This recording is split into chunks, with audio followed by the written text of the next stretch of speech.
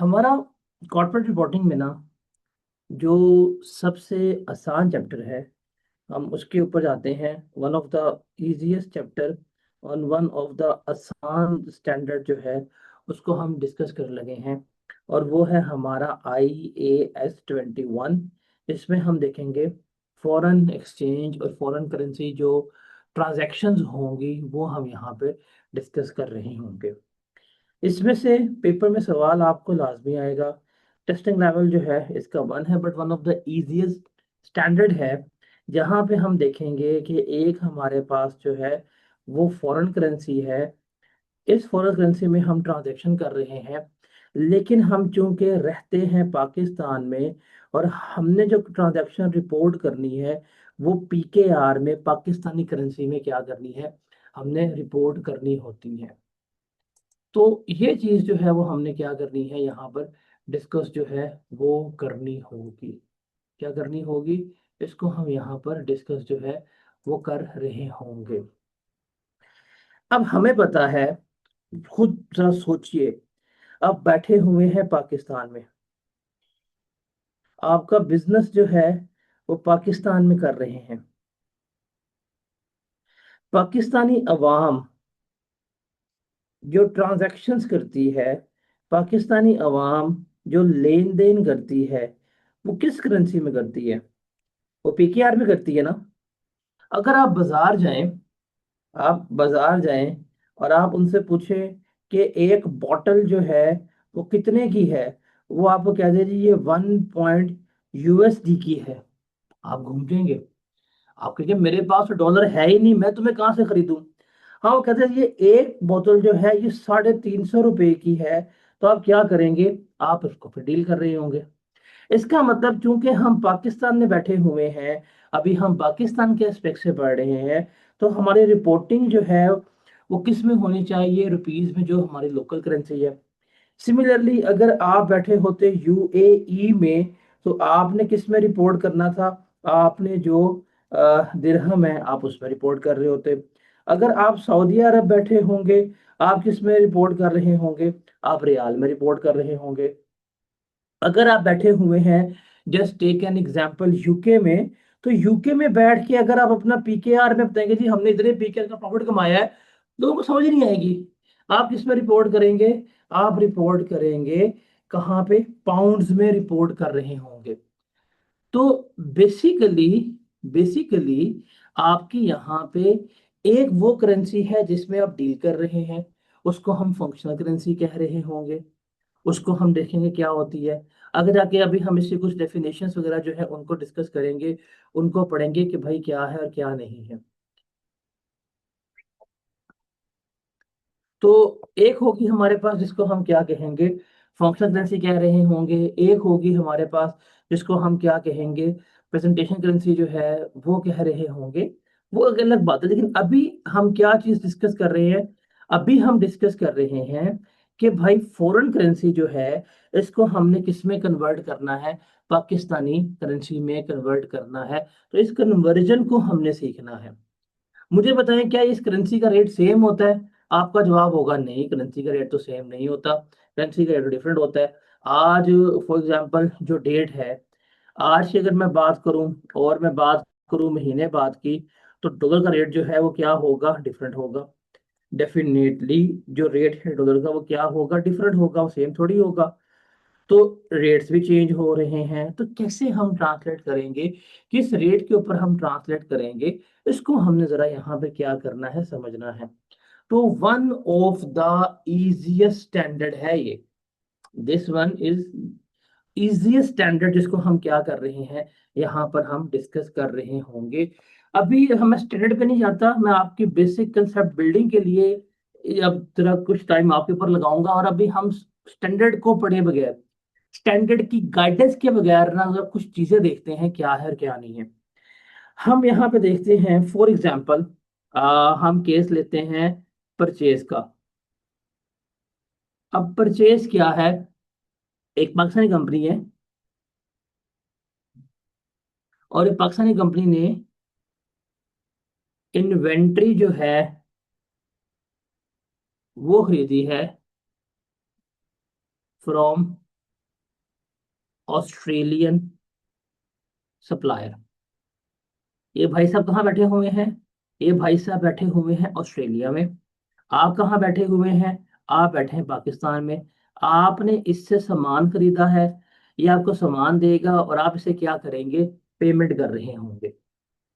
अब सोच के बताएं, इसको पेमेंट करोगे पीकेआर में करोगे? नहीं, आप इसको करेंगे जो ऑस्ट्रेलियन डॉलर्स हैं, आप उसमें पे कर रहे होंगे। जाहिर सी बात है ना। अब फॉर एग्जांपल हम कहते हैं कि जो सप्लायर भाई साहब हैं ये वाले, ये सप्लायर भाई साहब ने पे किया, paid on 1 December 2025 by cheque. और जो उसने अमाउंट पे की वो है जी 10,000 ऑस्ट्रेलियन डॉलर। ये इसने आपको पे कर दी इस दिन 1 दिसंबर 2025 को। जो 1 ऑस्ट्रेलियन डॉलर था वो था, जस्ट टेक एन एग्जाम्पल, 110 रुपए का। ये ट्रांजैक्शन हुई है आपकी। अब ये ट्रांजैक्शन हुई है। अब ये अकाउंटेंट बैठा हुआ है। अकाउंटेंट को कहा गया है कि यार इस ट्रांजैक्शन को रिकॉर्ड कर लो। जब वो रिकॉर्ड करेगा तो वो क्या पास करेगा? वो इसकी जर्नल एंट्री जो है वो पास करेगा। और जर्नल एंट्री क्या होगी बेसिकली? अब आपने परचेजेस की हैं तो आपका परचेजेस अकाउंट जो है वो तो होना चाहिए डेबिट। अब आपकी करेंसी क्या है? सर हमारी करेंसी रुपीज है, हमें तो यहाँ पे रुपीज में लिखना है। लेकिन पेमेंट तो आपने डॉलर्स में की हुई है, लेकिन हमें एक्सचेंज रेट भी मिला है। और जब हमने बैंक को कहा, अब सोचें, मैंने बैंक को कहा कि यार बैंक भाई इसको 10,000 डॉलर पे कर दो। बैंक ने कहा ठीक है, 10,000 डॉलर है। बैंक ने कहा भाई आज का रेट कितना है? 110 रुपये है। मैंने कहा ठीक है। तो बैंक ने चुप करके मेरे अकाउंट से कितने पैसे उड़ा दिए? 11 लाख। तो ये मेरी पेमेंट हो गई। और परचेजेस जो है वो मैंने किसके ऊपर लिख ली? 1.1 मिलियन पे लिख ली। ये हम एक ऐसी एंट्री पास करेंगे। Is it clear? इसमें कोई डाउट, इसमें कोई शक, इसमें कोई कंफ्यूजन तो नहीं किसी को भी? क्या ऐसे ही होना चाहिए?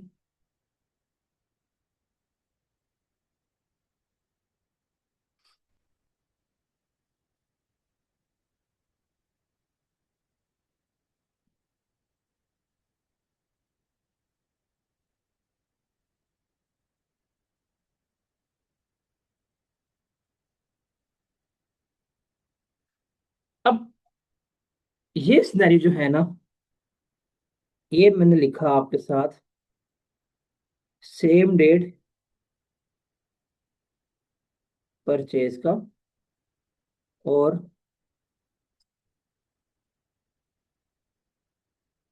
सेम डेट पेमेंट का। जिस दिन खरीदा उस दिन ही हमने क्या किया है? पे किया है। जिस दिन खरीदा उस दिन ही हमने क्या किया है? पे किया है। ये क्लियर है ना आप लोगों को? ये तो पीआरसी लेवल की एंट्री है। ऐसे ही है। अब आगे चलते हैं, इसी एग्जाम्पल को पकड़ूंगा, लेकिन अब मैं जरा कहानी को थोड़ा सा चेंज करता हूँ। कहानी को थोड़ा सा चेंज करता हूँ। क्या? कि हमारी जो परचेज डेट है, क्या, जो हमारी परचेज डेट है और जो हमारी पेमेंट डेट है, ये बराबर नहीं है, अलग डेट है। खरीदा किसी और दिन था और पेमेंट जो है वो हमने क्या की है? वो हमने किसी और दिन की है। तो ये दो डेट्स हैं जिस पे हम क्या कर रहे हैं? इसको लेके चल रहे होते हैं।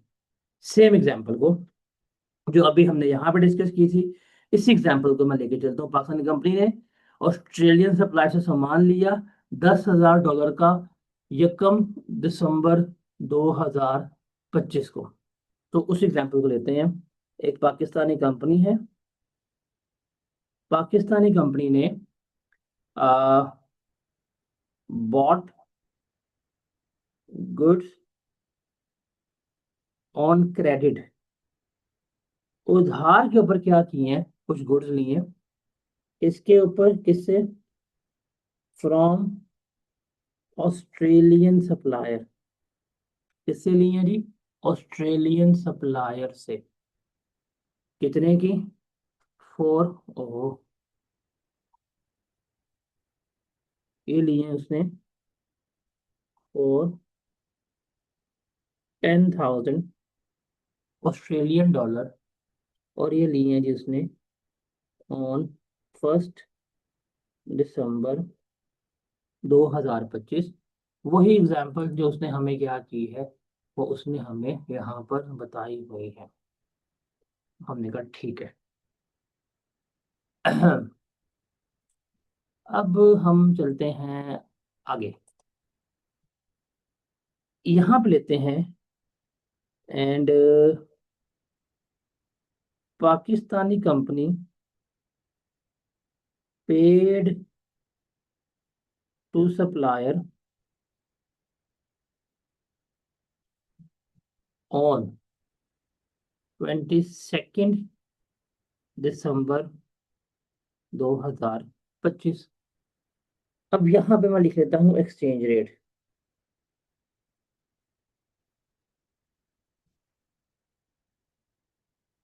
एक्सचेंज रेट हम लिखते हैं क्या, के जी एक्सचेंज रेट था ऑन 1 दिसंबर 2025 को, 1 ऑस्ट्रेलियन डॉलर जो है वो था हमारा 110 रुपये का, और ऑन 22 दिसंबर 25 को 1 ऑस्ट्रेलियन डॉलर जो है वो किसका हो गया, 112 रुपये का हो गया।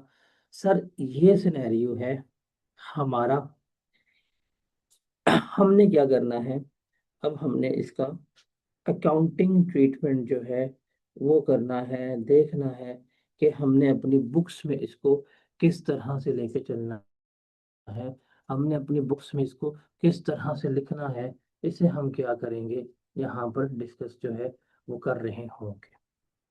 Got it. तो यहाँ पे अब दो इवेंट्स हैं, यहाँ पे दो इवेंट्स है। इवेंट नंबर 1 जो है that is related to the purchase, event number 2 जो है that is related to the payment. ये और ये दोनों जो हैं वो हमारे डिफरेंट डेट्स के ऊपर हुए हैं। अब चूंकि डेट भी डिफरेंट है तो हमारा एक्सचेंज रेट भी क्या है, डिफरेंट है, ये चीज़ हमें पता होनी चाहिए। अब हम इसको ज़रा यहाँ पे रिकॉर्ड करते हैं। पहले बात करते हैं 1 दिसंबर 2025 को, जब हमने खरीदारी की, जब हमने उधार के ऊपर सामान खरीदा, करेंसी जो है वो तो हमारी रुपीज है, हमने पेमेंट तो की नहीं है, हमने तो सिर्फ सामान लेके आ गए हैं। तो जब हमने सामान लिया तो हमारी एंट्री होगी, परचेजेज अकाउंट डेबिट हो जाएगा। कितने का सामान है जी, 10,000 का सामान है। इस दिन रेट क्या था, जिस दिन सामान लिया उस दिन रेट था 110 का, तो हमने 11 लाख से अपने परचेजेस जो है वो डेबिट किए, या कोई पे किया, कुछ भी पे नहीं किया। पे कर देंगे जी, पे कर देंगे। तो ये तो हमारी क्या बन गई है, ये हमारी लाइबिलिटी बन गई है। क्या बन गई, लाइबिलिटी बन गई। 11 लाख रुपए की हमने अपनी क्या कर दी, लाइबिलिटी डिक्लेयर कर दी। हमने यहाँ पे क्या कर दी है, हमने इस अमाउंट के ऊपर अपनी लाइबिलिटी जो है वो क्या कर दी है, क्रिएट कर दी है। इस डेट तक क्लियर है आप लोगों को, इस डेट तक जो एंट्री हमने पास की है वो आप सबको क्लियर है। अब ये जो लाइबिलिटी हमने डिक्लेयर क्रिएट की है, पेमेंट भी तो करनी है। ये जब परचेज किया, इस डेट के ऊपर जो उसकी अकाउंटिंग एंट्री होनी चाहिए वो हमने क्या कर दी, रिकॉर्ड कर दी। अब जब पेमेंट करने जा रहे हैं तो डेट ऑफ इसके ऊपर, जो पेमेंट के ऊपर हमने देखा कि हमने 22 दिसंबर को पेमेंट करनी है।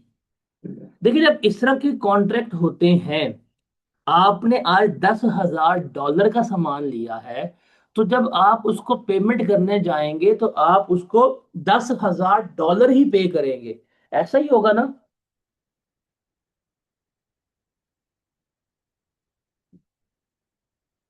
उसने क्या लेने, उसने पेमेंट जो है वो डॉलर्स में देनी है। अब आ गया जी 22 दिसंबर। अब हमारे पास आ गया 22 दिसंबर। 22 दिसंबर को उसने सुबह फोन खड़का दिया, भैया पेमेंट कर दो। मैंने कहा सर अभी सब्र करें, सब्र करें। बस बैंक सुबह जा रहा हूँ उठ के, मैं बैंक पहुंच के अभी आपको $10,000 की पेमेंट करता हूँ। मैं भागा भागा बैंक गया। मैं कहा बैंक भाई, बैंक भाई, यार वो सप्लायर बैठा है ऑस्ट्रेलियन, उसकी भी बच्चे रो रहे हैं, तो जल्दी से क्या कर दो, पेमेंट कर दो। बैंक ने कहा सर कितनी पेमेंट करनी है? मैंने कहा जी $10,000। वो लगा मसला ही कोई नहीं। बैंक ने फौरन क्या किया, $10,000 को पकड़ा, उसने कहा जी आज का रेट क्या है? मैंने कहा आज का रेट? उसने कहा सर आपको पता हो तो आपका ये रेट चेंज होते हैं, डेली रेट भी चलते हैं। अगर आपने कॉर्पोरेट रिपोर्टिंग पढ़ी होती तो आपने IS 21 पढ़ा होता तो पता होता। मैंने कहा हाँ हाँ पढ़ा, पता है मुझे। क्या रेट है आज का? उसने कहा सर जी आज का रेट जो है वो $112 का है। मैं $10,000 की पेमेंट तो करूंगा, बट 112 के लिहाज से। मैंने कहा कर दो। उसने कर दी। जैसे ही पेमेंट की, मैंने अपने अकाउंट देखा तो मेरे अकाउंट से 11,20,000 जो है वो तो हो गए क्रेडिट। बैंक ने मेरे पैसे काट दिए। अब लाइबिलिटी थी, लाइबिलिटी खत्म करनी है। तो ये जो पेएबल क्रिएट किया हुआ था, ये हमारा पेएबल क्या हो जाएगा? ये जो हमने पेएबल वहां पे अपनी लाइबिलिटी में क्रिएट किया था, अब हम उसे क्या करेंगे, खत्म करेंगे। लेकिन लाइबिलिटी तो मेरी कितनी की थी, 11 लाख की थी। तो लाइबिलिटी तो मेरी खत्म हो जाएगी 11 लाख रुपए से। ये ले जी, 11 लाख से मेरी लाइबिलिटी डेबिट हो गई, तो बैलेंस ही नहीं हो रहा। इसका मतलब 20,000 से मुझे मजीद डेबिट करना पड़ेगा। एक्स्ट्रा अमाउंट मुझे पे करनी पड़ी है। ये एक्स्ट्रा अमाउंट किसकी वजह से पे करनी पड़ी है? एक्सचेंज रेट चेंज होने की वजह से पे करनी पड़ी है। इसको हम क्या कहेंगे? एक्सचेंज लॉस कहेंगे। और ये किसका पार्ट बनेगा? प्रॉफिट एंड लॉस अकाउंट का पार्ट बनेगा। तो इसका मतलब जो हमारा एक्सचेंज रेट का डिफरेंस आया, जो हमारा एक्सचेंज रेट का डिफरेंस आया, उस एक्सचेंज रेट के डिफरेंस की वजह से जो हमें एक्स्ट्रा पे करना पड़ गया, जो एक्स्ट्रा पे करना पड़ गया, वो मेरा क्या कहलाएगा? एक्सचेंज लॉस कहलाएगा। और एक इसका पार्ट बनेगा, ये हमारा प्रॉफिट एंड लॉस अकाउंट का पार्ट बन रहा होगा। Is that clear? अभी तक हमने कोई स्टैंडर्ड की वो एड़ी तिरछी अंग्रेजी जो है वो डिस्कस नहीं की। मैं एक जेनेरिक सी बात डिस्कस कर रहा हूँ। और मेरे ख्याल से जेनेरिक सी बात जो है वो किसी भी आप नॉन सीए स्टूडेंट को ही बताएंगे तो वो भी अंडरस्टैंड कर लेगा कि हाँ यार ये तो ऐसे ही हो है। तो ये तो बड़ी सादा सी बात हमने की है कि यार इस तरह से हमसे क्या कर रहे होंगे, लेकर चल रहे होते हैं। ऐसे ही है। तो कोई हमने अभी फैंसी बात नहीं की, कोई मैंने आपको स्टैंडर्ड के पैरा वर्किंग्स कुछ भी नहीं कराई। सिंपल एक परचेज की बात की है, और एक हमने क्या की है, पेमेंट की बात की है। ये क्लियर आप लोगों को?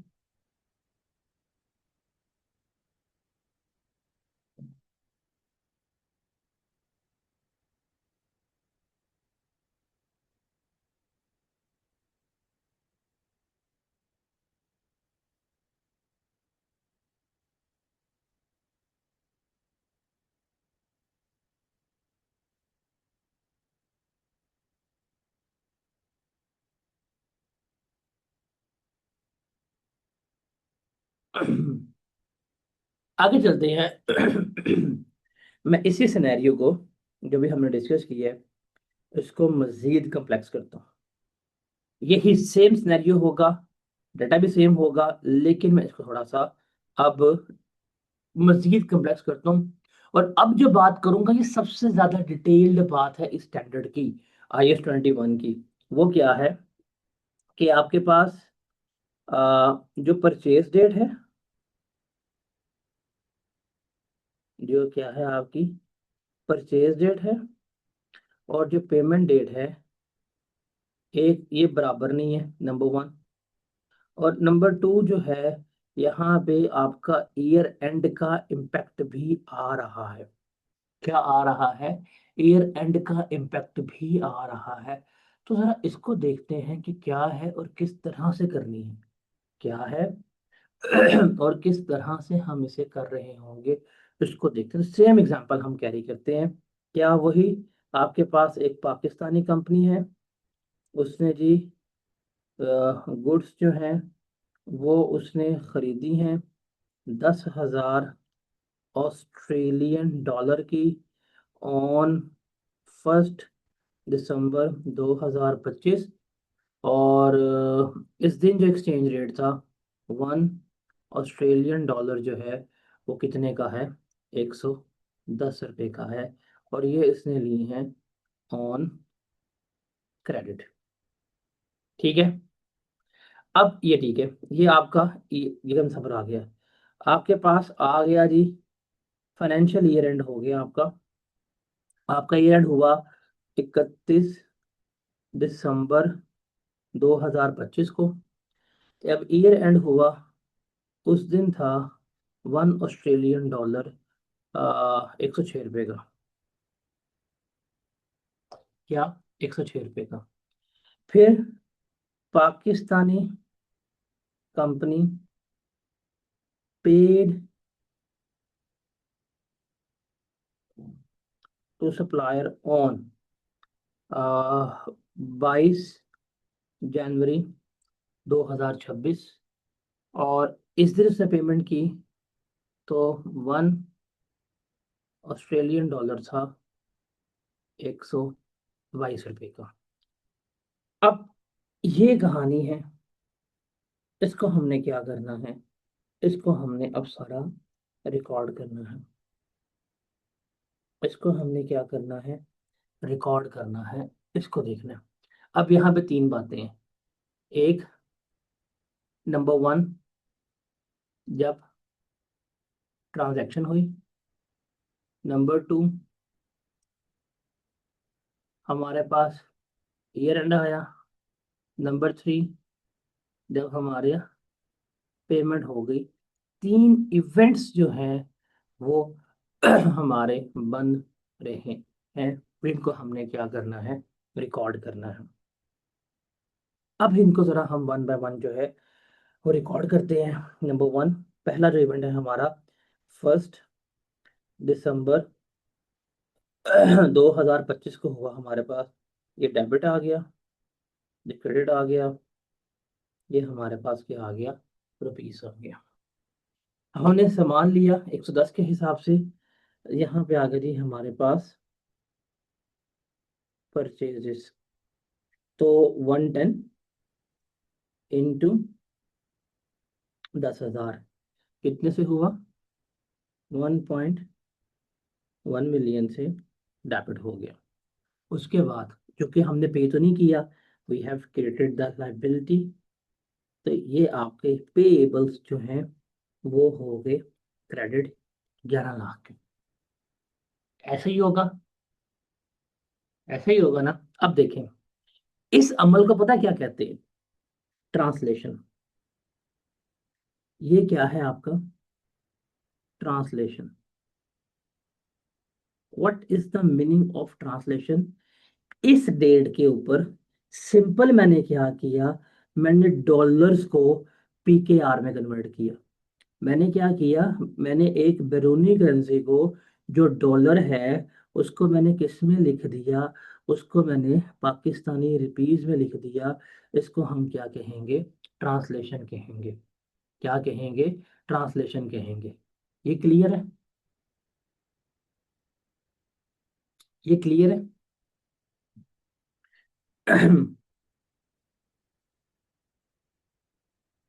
अब हम चलते हैं आगे। अब इसको जरा देखिएगा। हमारे पास है 31 दिसंबर 2025। हमारे पास क्या है, 31 दिसंबर 2025। This is debit and this is credit. अगर ये लाइबिलिटी है मेरी 11 लाख रुपए की, मेरी क्या है लाइबिलिटी, 11 लाख रुपए की है। अगर मैं इस लाइबिलिटी को ईयर एंड के ऊपर भी 11 लाख की ही लिखूं, मैं इसके ऊपर ही रिकॉर्ड कर दूं, लाइबिलिटी है, पे भी नहीं हुई, पेमेंट भी फ्यूचर पे होनी है। असूल भी ये है कि जब फ्यूचर में पे की जानी है, उस दिन का जो रेट होगा उसके मुताबिक पे की जानी है, यही असूल है ना। अगर देखे ये कॉन्ट्रैक्ट होता, अगर ये कॉन्ट्रैक्ट होता मेरा कि मैंने जो सामान आज खरीदा है, जिस रेट पे खरीदा है, मैं महीने बाद पे करूं, मैं 2 महीने बाद पे करूं, मैं 3 महीने बाद पे करूं, मैं 6 महीने बाद पे करूं, मैंने इसी रेट पे पे करना है। मैंने अगर 110 का लिया है तो मैंने 110 का ही पे करना है। अगर ये एग्रीमेंट है, ये सॉर्ट ऑफ अरेंजमेंट है, तो इस अरेंजमेंट का, इस एग्रीमेंट का कोई भी इस एक्सचेंज रेट चेंज होने से इम्पैक्ट आएगा? नहीं आएगा। भाई जब मैंने आपसे आज मुआयदा ही कर लिया कि मैं तुमसे सामान ले रहा हूं 110 का, मैं महीने बाद करूं, मैं 2 महीने बाद करूं, मैं 3 महीने बाद करूं, मैं 4 महीने बाद करूं, मैं 5 महीने बाद करूं, पेमेंट तुमसे मैंने 110 से करी, चाहे रेट जहां मर्जी निकल जाए, चाहे रेट 50 का हो, चाहे रेट 500 का हो, मैं तुम्हें पेमेंट 110 के से ही करूंगा। अगर ये कॉन्ट्रैक्ट है तो इस कॉन्ट्रैक्ट में तो कोई भी एक्सचेंज रेट का फ्लक्चुएट होना या ना होना मेरे लिए क्या हो रहा है, इररेलेवेंट हो रहा है। ऐसा है कि नहीं? इररेलेवेंट ही है ना ये। लेकिन क्या ये कॉन्ट्रैक्ट जो हमने किया है उसमें कोई ऐसी बात है? उसमें तो ऐसी कोई बात नहीं है। उसमें तो भाई सिंपल सी बात है कि जब पेमेंट जिस दिन करनी है ना, उस दिन का जो रेट होगा वो लगना है। क्या? पेमेंट जिस दिन करनी है उस दिन का जो रेट होगा वो लगना है। अब मैंने कहा ठीक है, उस दिन का रेट लगा लेते हैं। अगर ये सीन है तो मैंने जब खरीदारी की, मैंने अपनी लाइबिलिटी इस अमाउंट के ऊपर जो है वो रिकॉर्ड की। लेकिन जब मैंने ईयर एंड के ऊपर अपनी लाइबिलिटी रिकॉर्ड की, तो जब मैं अपनी लाइबिलिटीज जो हैं वो रिकॉर्ड कर कर बैठ गया और मैं देख रहा हूँ कि हाँ यार ये लाइबिलिटी जो है वो मैंने 11 लाख रुपए की रिकॉर्ड की हुई है, मैंने बड़े मजे लिख लिया। लेकिन यहाँ पे एक अकाउंटिंग का कंसेप्ट आता है, वो है प्रूडेंस। प्रूडेंस कहता है कि आपकी लाइबिलिटीज जो हैं वो ओवरस्टेट नहीं होनी चाहिए। क्या कहता है? कि आपकी जो लाइबिलिटीज हैं वो ओवरस्टेट नहीं होनी चाहिए, वो ज्यादा नहीं लिखनी चाहिए। जितना पे करना है उतना लिखो, बीच में लुच नहीं तलनी। वो ना हो कि या तो अपने लाइबिलिटीज को बहुत अंडरस्टेट कर लो, या अपने लाइबिलिटीज को बहुत ओवरस्टेट कर दो। दोनों नहीं करने। जो आपकी रियल फॉर्म है वो लिखनी है, जितने की जो चीज है वो लिखो, जो कैरिंग वैल्यू उनकी बनती है उसके ऊपर लिखो, कम ज्यादा नहीं करना आपने। हमने कहा अच्छा। उसने कहा अच्छा, ये बात है। अकाउंटेंट को कहा भाईजान इधर आओ जरा, अकाउंटिंग के steps तो ये कहते हैं। उसने कहा सर कोई मसला ही नहीं है। अच्छा, उसने मुझे कहा मुझे बताओ ईयर एंड पे रेट क्या है। उसने कहा सर रेट जो है ईयर एंड पे 106 है। मैंने कहा अच्छा 106 है, अगर 106 के हिसाब से हम अपनी लाइबिलिटी कैलकुलेट करें तो हमें कितने पैसे पे करने हैं। हमने कैलकुलेट किया तो अब हमें कितना पे करना चाहिए इस रेट के हिसाब से, 10,60,000। अब हमारा पेएबल कितना है? 10,60,000। और मैंने कितने का रिकॉर्ड किया हुआ है? 11 लाख का रिकॉर्ड किया हुआ है। अब जब मुझे पता है कि इसका फर्क आया, फॉर एग्जाम्पल अगर मैं आज के दिन पेमेंट करने जाऊं तो मैं 11 लाख पे करूंगा, 10,60 पे करूंगा? बताएं जरा। आज के दिन अगर मैंने पेमेंट करनी होती तो मैं 11 लाख पे करूंगा कि 10,60 पे करूंगा? मैं कम पे करूंगा, सारा पे करूंगा, सारे से कम पे करूंगा। तो सर जो आज की चीज है आज की रेट में लिखो ना, फिर किस पे लिखो? 10,60 पे लिखो। तो मैंने अपनी लाइबिलिटी कितने पे रिकॉर्ड की है? 11 लाख पे रिकॉर्ड की है। तो क्या मेरी लाइबिलिटीज यहाँ पे ओवरस्टेटेड नहीं है? क्या यहाँ पे मेरी लाइबिलिटीज जो है वो ओवरस्टेटेड नहीं हो रही? तो सर ये लाइबिलिटीज जो ओवरस्टेट हुई है, इसको सुकून से हम क्या करेंगे, रीअरेंज कर लेंगे। हम यहाँ पे लिख लेंगे रुपीज। अब कितनी अमाउंट बननी चाहिए हमारे हिसाब से लाइबिलिटी? 10,60,000 की। हमने कितने से रिकॉर्ड की हुई है? हमने रिकॉर्ड किया 11 लाख से। कितने से एक्स्ट्रा लाइबिलिटी है? 40,000 से। तो हम इसको 40,000 से अपने रिवर्स कर देंगे। 40,000 से हमारे पेएबल्स जो है वो क्या हो जाएंगे, डेबिट हो जाएंगे। अब ये लाइबिलिटी कम हुई है, पैसे मुझे कम पे करना पड़ रहे हैं। ये मेरे लिए फायदा है, गेन है कि नुकसान है? जरा बताएं जल्दी। सोचे सोचे सोचे सोचे। ये गेन है, प्रॉफिट का वर्ड जिन्हें बोलिए ना, लंबिया भागे मारने में, मैंने स्क्रीन में घुस के मारना है आपको। गेन है कि लॉस है? गेन है, फायदा हुआ है ना। अब मुझे 11 लाख नहीं पे करने, मुझे कितने पे करने हैं? आई हैव टू पे ओनली 10,60,000। कितने कम पे करने हैं? 40,000 रुपए के। ये गेन हुआ है मुझे एक्सचेंज रेट के डिफरेंस की वजह से। तो इसको हम क्या करेंगे, इसको हम एक्सचेंज गेन कह देंगे।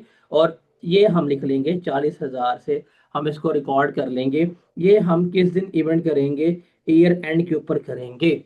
इसको हम क्या कहेंगे? इसको हम कहेंगे रीट्रांसलेशन। क्या कहेंगे? रीट्रांसलेशन। ट्रांसलेशन क्या थी कि फर्स्ट टाइम कन्वर्ट किया, अब उसका रेट का इम्पैक्ट जो है वो मैं क्या कर रहा हूं, रिकॉर्ड कर रहा हूं। तो इसको हम इस तरह से लिख रहे होंगे। तो सर ये चीज जो है वो हम क्या करेंगे, रिकॉर्ड कर रहे होंगे इसी तरह से। Is it clear to everyone?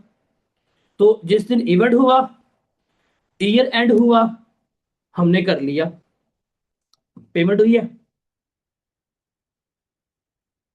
Payment अभी भी नहीं हुई। अभी भी क्या है, अभी भी इवन एट दैट टाइम भी हमारी लाइबिलिटी जो है वो है, वो बनी हुई है। स्टिल अभी हमने पे करना है। पे हमने कब करना है? 22 जनवरी 2026 को। अब हम चले गए थर्ड इवेंट के ऊपर। अब हम चले गए हैं कब? थर्ड इवेंट के ऊपर। जो डेट आई है हमारे पास, दैट इज 22 जनवरी 2025, सॉरी 26। इस दिन हमने क्या करना है, पेमेंट करनी है।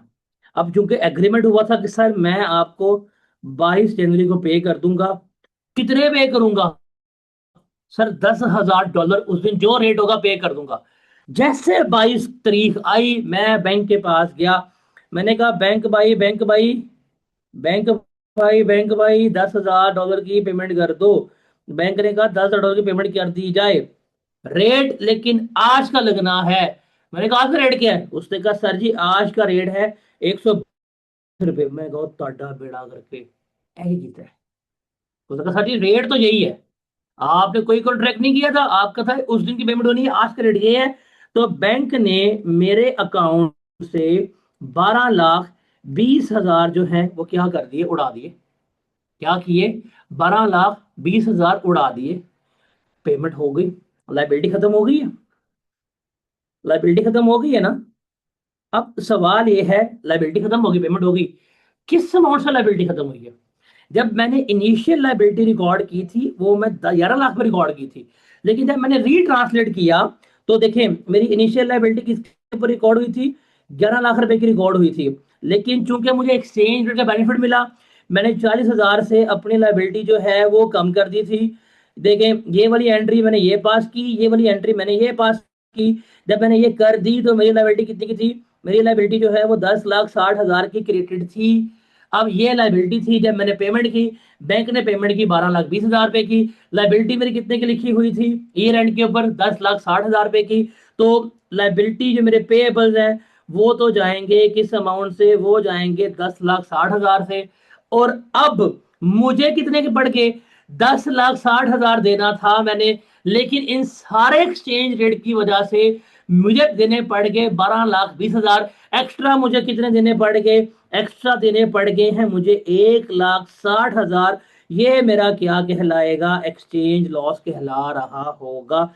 तो इस तरह से हम इस कहानी को लिखेंगे। तो इस वक्त जो मैंने आपसे डिस्कस किया है, this is the complete standard जो हमने यहाँ पे देखना है। ट्रांसलेशन, रीट्रांसलेशन, गेन, लॉस, ये सारा कुछ हमने देखना है। और एंड पे हमने इसको प्रेजेंट कैसे करना होता है, उस चीज को हमने क्या करना है यहाँ पर डिस्कस आउट करना होता है। कुछ फैंसी अंग्रेजी कुछ नहीं पढ़ाई, स्टैंडर्ड की एबीसी भी नहीं पढ़ाई होगी, लेकिन जितना करा दिया आपको, सामने कोई एक सवाल लिख दो, आप सॉल्व कर सकते हैं। तो ये सारी कहानी समझ आई आप लोगों को?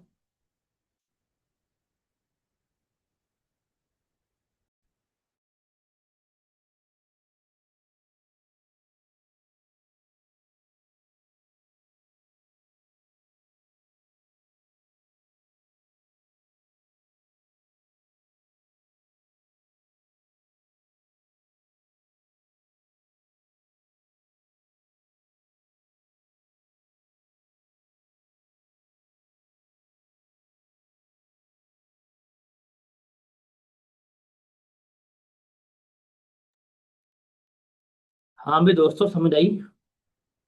इजी है कि मुश्किल है?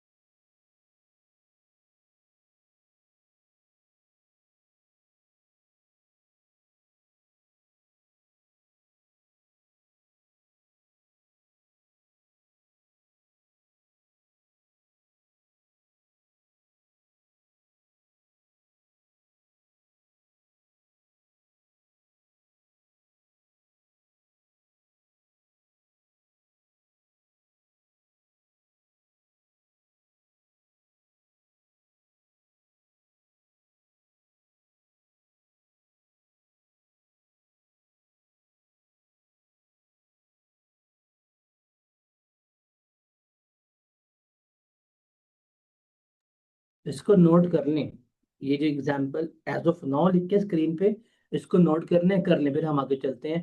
फिर हम सेल्स की बात करते हैं।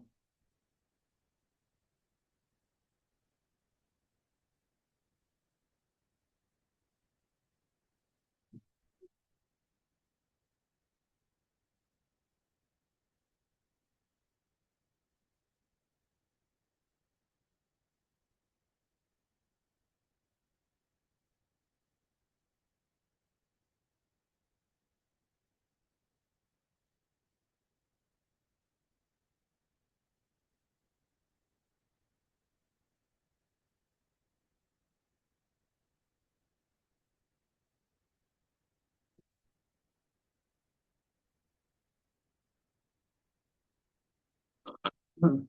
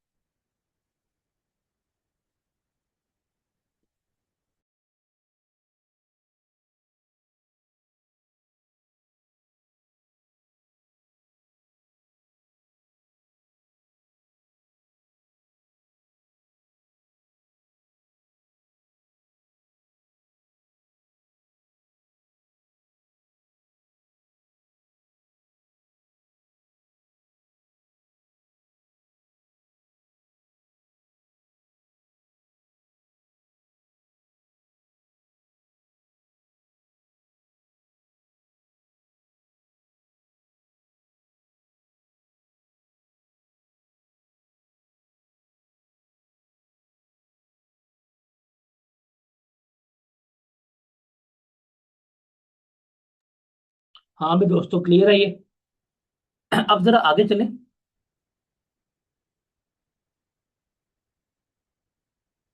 सेल्स की बात करें।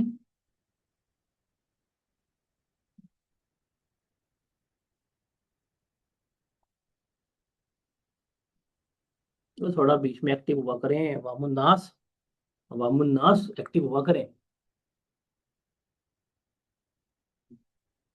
आप तो वैसे ही बुजुर्ग हो गए हुए हैं।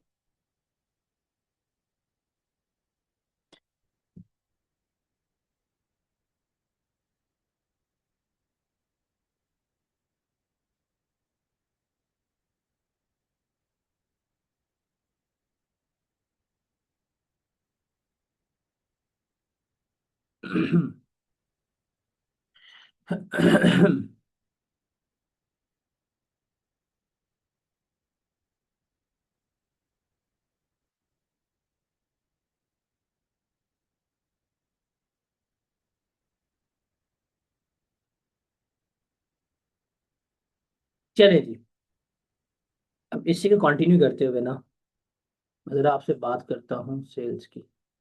ये हमने सारी कहानी देख ली थी परचेज की। अगर हम फॉरेन करेंसी में परचेज कर सकते हैं तो हम फॉरेन करेंसी में सेल भी कर सकते हैं। तो हम जरा यहाँ पे आते हैं सेल पे। सेल की बात करते हैं। फॉर एग्जांपल, एक हमारे पास है पाकिस्तानी कंपनी और इसने कहा है जी सेल गुड्स तो तुर्की है, तुर्की में सामान बेचा ऑन 1 जुलाई 2024। कितने का? फॉर 20,000 लीरा, 20,000 लीरा के लिए। और इसने कहा है जी received amount on same date. उस दिन उसने क्या किया? अमाउंट ले ली। अब यहाँ पे 1 लीरा इस दिन था फॉर एग्जाम्पल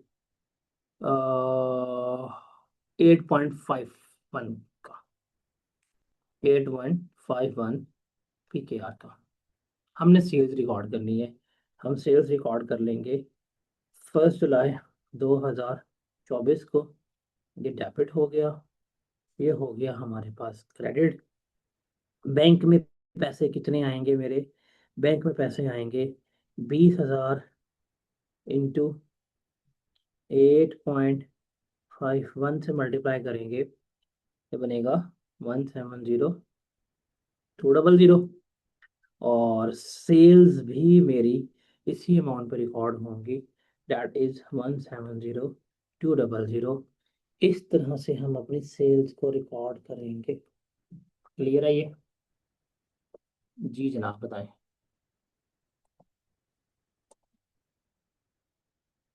क्लियर है?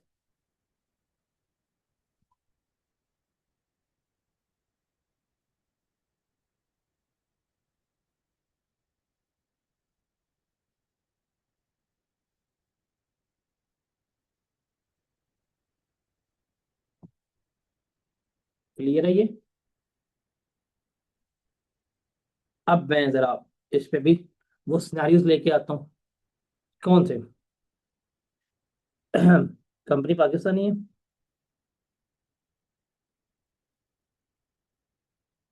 सेल किया जी इसने तुर्की ऑन 1 जुलाई 2024 फॉर 20,000 लीरा। ठीक है। अब ऑन क्रेडिट लिख लेते हैं। Payment received on 15 August 2024। ये हमें मिल गई है। और इसमें exchange rate on 1 July 2024 1 lira is equal to 8.51। On 15 August 2024 1 lira is equal to 9.85। ये इसने हमें यहाँ पर बता दिया। हम इसको ट्रांसलेट कर लेते हैं। पहले हम करेंगे ट्रांसलेशन, ये सारी बात को मतलब रिकॉर्ड करना। 1 जुलाई 2024 को जो कि हमने उधार पे बेचा है तो हमारी सेल्स रिकॉर्ड होगी। सेल्स हो जाएगी हमारी credit, that is 20,000 multiply by 8.51, ये बनेगी 1,70,200 की। और इस पे मेरे जो रिसीवेबल्स हैं 170 200 के मैं वो क्रिएट करूंगा। एक तो मेरे पास ये आ जाएगी। ठीक है जी। ये जो हमें सेल्स होगी रिकॉर्ड, अब है डेट ऑफ पे, अमाउंट जब रिसीव होगी। 15 अगस्त को जब मैं सुबह उठूंगा तो मुझे एक नोटिफिकेशन आया होगा कि आपके बैंक में इतनी अमाउंट हो गई है क्रेडिट। अब मैं उसकी अगर बात करूं, जब बैंक की अमाउंट क्रेडिट होगी, 20,000 लीरा मुझे मिलने थे, वो भाई साहब ने मुझे भेज दिए। जिस दिन भेजे उस दिन रेट जो है वो 9.58 है। तो ये बनेगा 9.58, ये बनेगा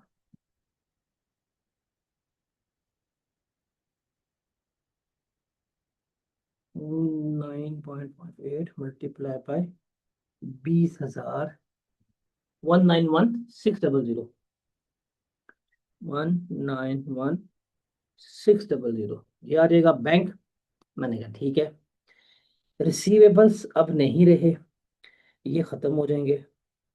अच्छा अब देखें, रिसीवेबल्स जाएंगे 170 200 के। अब आप खुद सोचो, लेना था 1,70,200, मिला है 1,91,600। लेने कितने थे? 170 200। 170 200 में से, इसमें से हमने लेस किया 1,91,600। तो कितना गेन हुआ, फायदा और नुकसान हुआ? सर ये गेन हुआ है। ये गेन कितना हुआ? 21,400 का हमें एक्सचेंज गेन आया। इस तरह से हमने इसको रिकॉर्ड करना होता है। Got it?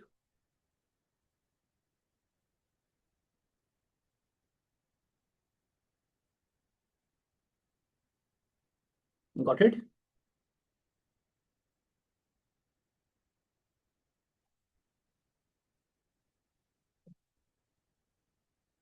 अब आखिरी बात है, जरा वो भी डिस्कस कर लेते हैं फिर। बिफोर एनी, वो जो है हमारा स्टैंडर्ड डिस्कस नहीं किया। स्टैंडर्ड डिस्कस अभी बिल्कुल भी नहीं किया हमने। लेकिन बिफोर डिस्कसिंग स्टैंडर्ड, हमने इतनी चीज़ें डिस्कस आउट कर ली हैं कि हम इसको यहाँ पर अब लेके चल सकते हैं। तो अगर हम इसको देखें, तो अब थोड़ा सा हम ना रियलिस्टिक एग्जाम्पल लेते हैं। इस एग्जाम्पल को लिखते हैं और थोड़ी सी रियलिस्टिक अप्रोच पे जाते हैं। थोड़ा सा ना रियल डाटा उठाते हैं गूगल से। तो यहाँ पे हम खोल लेते हैं अपना गूगल भैया। यहाँ पे हम लिखते हैं लीरा टू PKR।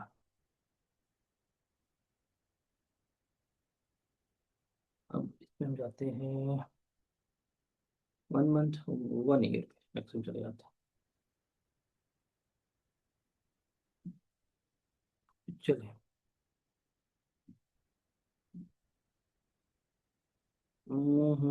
यहाँ पे अगर आप देखेंगे तो हम डेट लेते हैं, फॉर एग्जांपल 1 दिसंबर। दिसंबर आ गया, तो 1 दिसंबर को रेट है 6.60। क्या रेट है 1 दिसंबर को? 6.60। तो वही हम एग्जाम्पल जो है उसे क्या करते हैं, कंटिन्यू करते हैं। हम उस एग्जाम्पल को जो भी हम लेके चल रहे थे उसको देखते हैं। क्या जी, पाकिस्तानी कंपनी ने, जो हम बात कर रहे थे, उसने सेल की है 20,000 लीरा की गुड्स। 1 दिसंबर को जब उसने सेल की, 2025 को, उस दिन जो है 1 लीरा, वो अभी हमने रेट कितना आया था? अच्छा जी, 6.60। उस दिन था रेट 6.60। ठीक है जी। अब है जी, कस्टमर पेज ऑन 20 फरवरी 2026। कस्टमर ने पे किया 20 फरवरी 2026। हम आ जाते हैं 20 फरवरी, ये ले जी।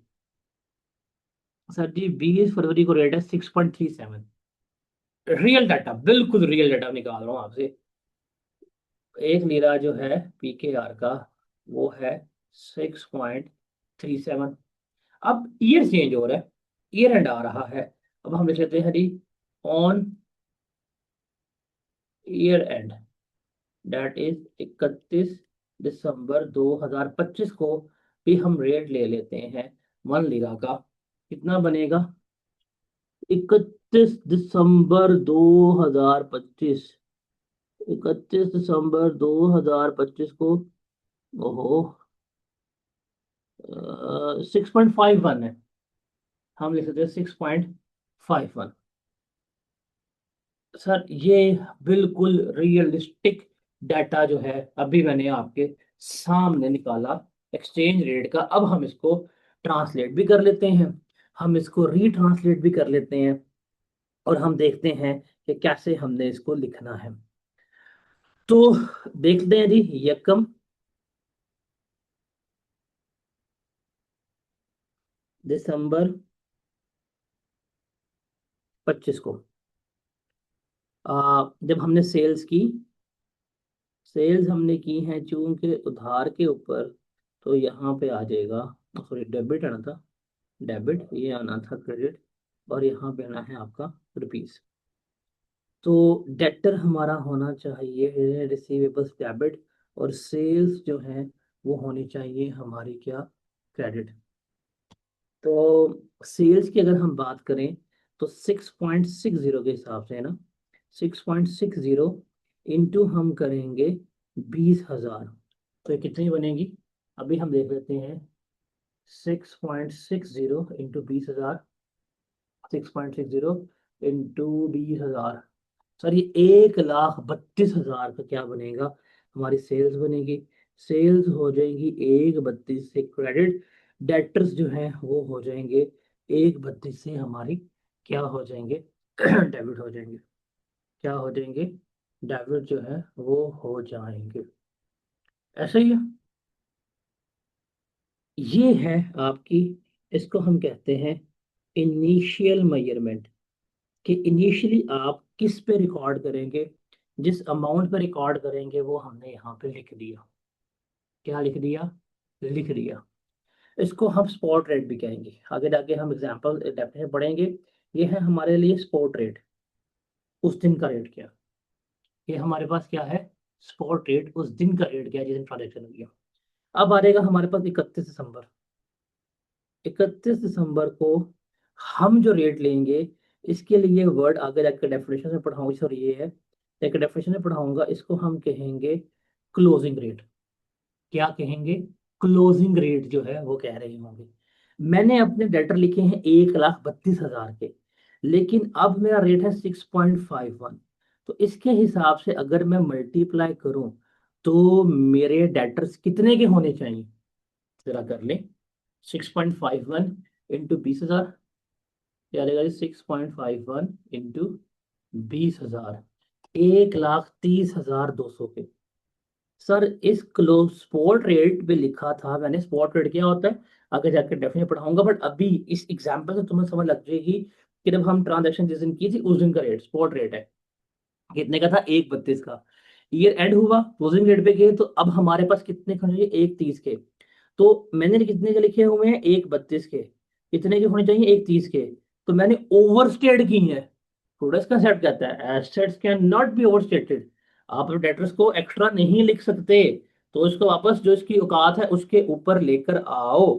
तो 1,32 से उठाएंगे, 1,32 से उठा के अगर मैं 1,30,200 पे लेके आता हूँ, 1,32 से उठा के अगर मैं 1,30,200 पे लेके आता हूँ, तो 1,800 रुपए का मुझे क्या हो रहा है, यहाँ पर नुकसान हो रहा है। तो डेटर्स मेरे क्या होंगे इस डेट पे, अब मुझे 1,32 नहीं मिलेगा, मुझे 1,30,200 मिलेगा। तो डेटर्स मुझे क्या करने पड़ेंगे, रीट्रांसलेट करने पड़ेंगे, मैं इनको वापस लेके जाऊंगा। तो डेटर्स मेरे कम हो जाएंगे, किस अमाउंट से, 1,800 से ये कम हो जाएंगे, और ये मेरे पास आ जाएगा, दैट इज एक्सचेंज लॉस। ये किससे रिकॉर्ड हो जाएगा, 1,800 के ऊपर, ईयर एंड के ऊपर हमारी ये ट्रांजैक्शन जो है वो क्या होगी, हो रही होगी। Is it clear? अब हमारे पास आ गया जो आपका जब आपकी डेट ऑफ पेमेंट है वो हुई है 20 फरवरी को, जब लीरा कितने का, 6.37। अब इस दिन मुझे बैंक में मिलने हैं 6.37 रुपीज। 6.37 के हिसाब से अगर मैं 20,000 को मल्टीप्लाई करूं तो मुझे कितने अमाउंट मिलेगी बैंक में? 6.37, 6.37 इंटू 20,000। मुझे बैंक में आना है 1,27,400। मुझे 20 फरवरी को जो पैसे मिल रहे हैं बैंक में वो मिलने हैं 1,27,400। डेटर्स मैंने लिखे हुए थे, रिसीवेबल्स जो मेरे डेटर्स थे बेसिकली वो कितने के थे? 1,30,200 के। कितना लॉस हुआ? 1,30,200 का। तो ये आ गया जी 2,800 रुपये का। ये हमने क्या लिखा? एक्सचेंज लॉस लिख लिया है। तो देखें, इनिशियल रिकॉर्ड हुआ, ये ईयर एंड के ऊपर हमने इसको रिट्रांसलेट किया, और अब यहाँ पे जो हमारा डेट ऑफ पेमेंट पे जो गेन या लॉस हुआ हमने उसको रिकॉर्ड कर लिया। तो इस पूरे स्टैंडर्ड में हमने सारा कुछ जो है वो इस तरह से ही रिकॉर्ड करना है, इस तरह से ही सारा हमने लिखना होता है। ये सारी चीज़ें जो है वो हमने सीखनी है। तो before getting any definition, any discussion, anything like that, जो हमने डिस्कशन कर ली है, यू कैन से दैट कि मैं without discussing anything I can solve any past paper of from this standard very easily, very clearly. Got it?